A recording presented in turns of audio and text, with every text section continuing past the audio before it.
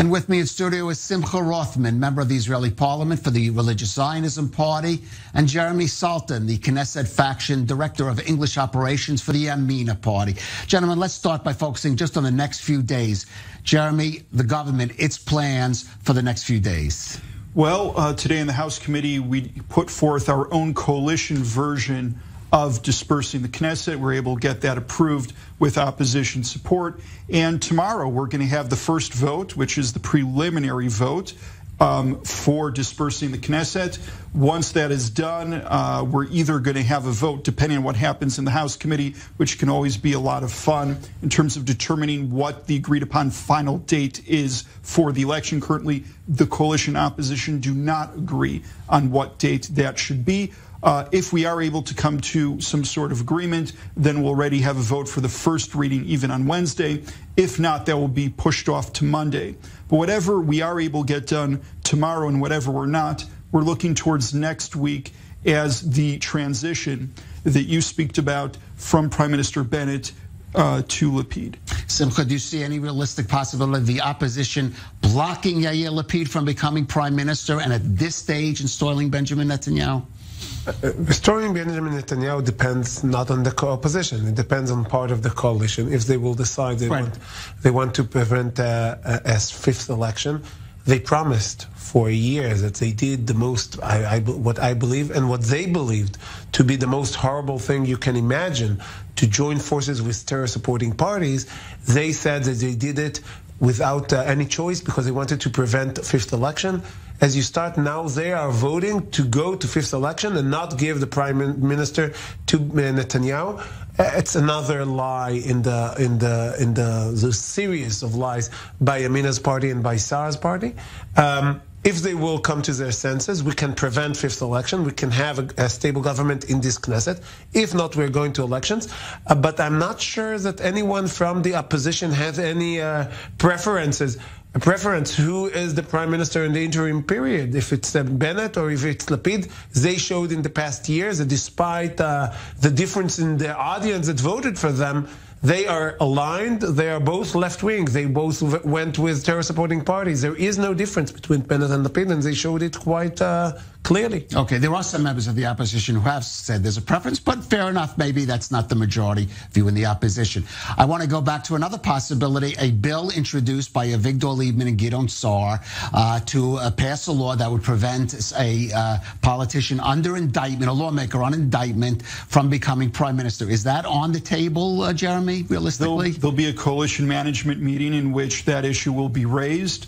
It'll be discussed. Of course, next week we're also going to have the meeting of the Presidium of the Knesset to determine what the agenda will be for next week. I can tell you that we do want to have certain bills brought forth, ones that are very close to finishing the legislative process. Once you go to an election, you can't pass any new legislation. And this would have to be done before next Wednesday. So next Wednesday is the last possible day because of the Judea and Samaria issue, in which we would have to finalize the process of dispersing the Knesset and going to a new election. There are a lot of different bills that are on the table. Each party, each individual is pushing forth the stuff that is important to them. As a coalition, we'll go together and decide what it is that we're going to support going into next week. Simcha, do you have concerns that as it's departing, the government will push a bill and even manage to pass a bill that would effectively prevent Benjamin Netanyahu from returning to the premiership?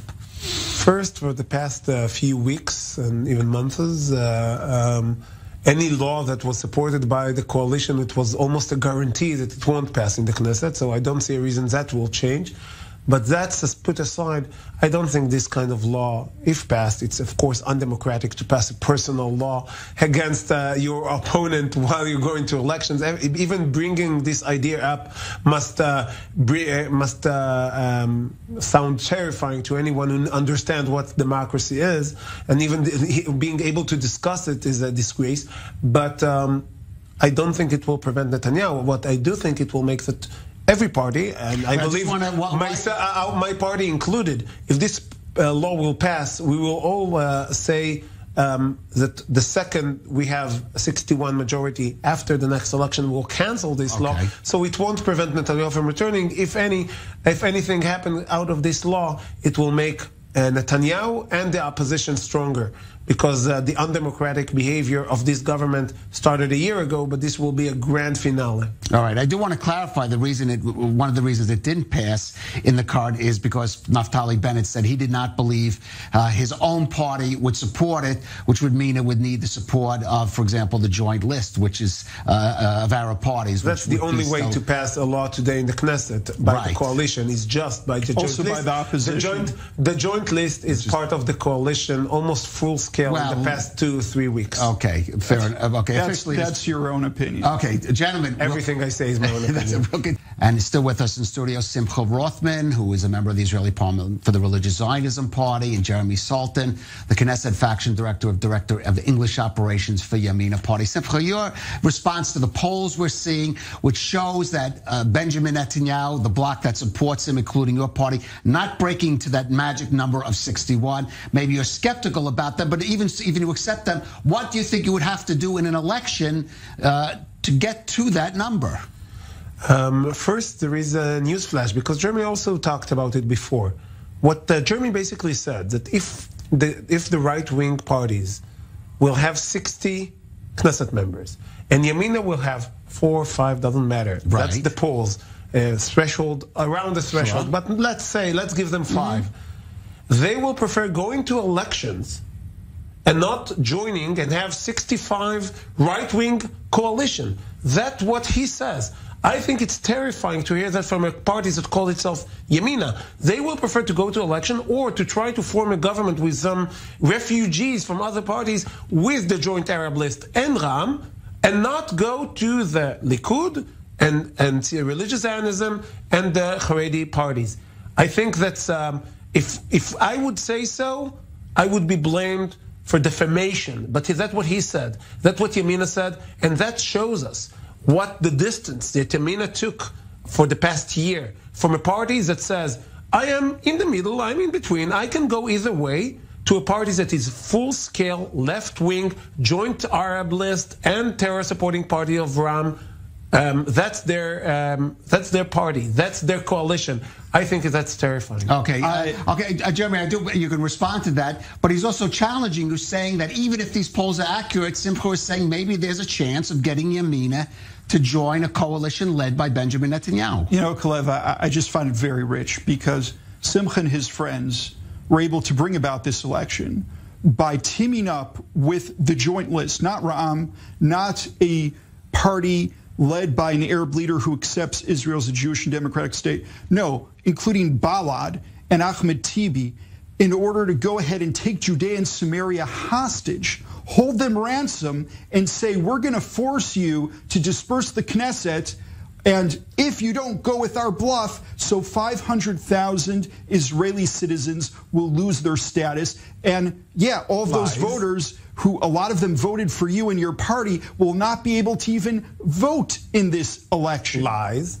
Oh, so those are lies. Yes. When you go ahead and you look at what the entire legal establishment has said in terms of the no one said they couldn't vote. No one said they couldn't vote, and Israeli citizens from the U.S. can vote. So to say that Israeli citizens that lives in Judea and Samaria couldn't vote, it's a lie. You know that, and you said that anyway, but that's okay. We're used to that. That is not a lie. And having to release thousands of security prisoners, terrorists with blood on their hands, because we will no longer be able to hold them based on the Israeli law that we applied to Judea and Samaria.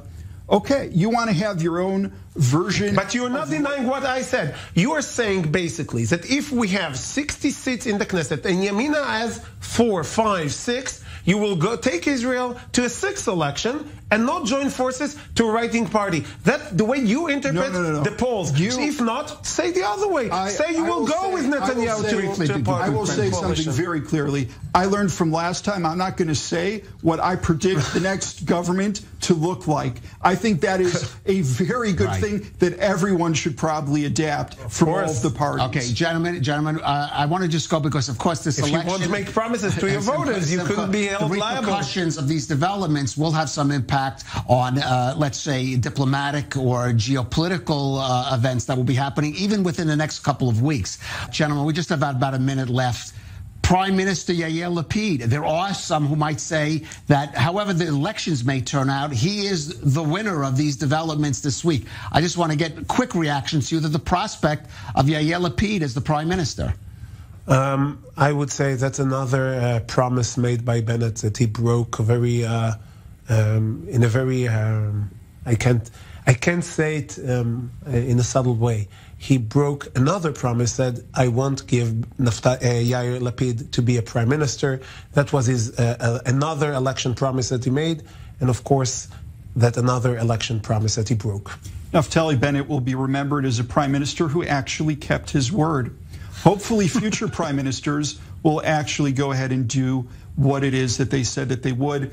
Prime Minister Bennett said he would give over to Lapid at the end of this government. He did, and I can tell you the Yamina faction stands behind him in this decision. All right, gentlemen, I expect many of the arguments we heard, it already sounded like the start of an election campaign. Indeed. And if polls hold, both your parties will be back in the next parliament, however that may look like. But we'll have to see how that goes. Simcha Rothman, Jeremy Salton, thank you for coming on the Rundown. Thanks for having us.